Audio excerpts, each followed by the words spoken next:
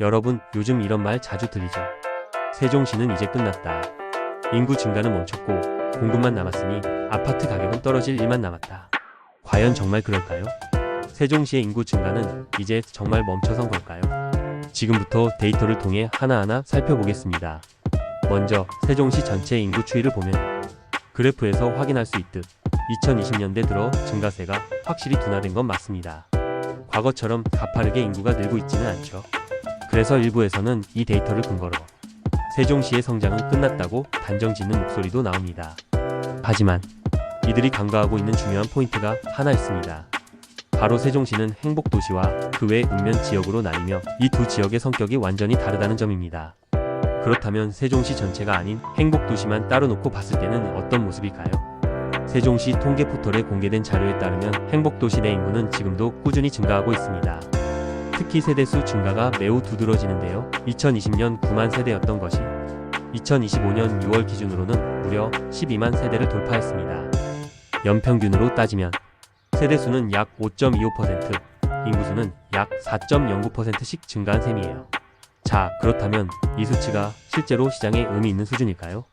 그래서 지난 5년간 세종시 전체 인구 증가율과 행복도시 내 세대수 증가율을 비교해봤습니다. 그 결과 행복도시의 세대수 증가율이 세종시 전체의 인구 증가율보다 무려 두세 배나 높았습니다.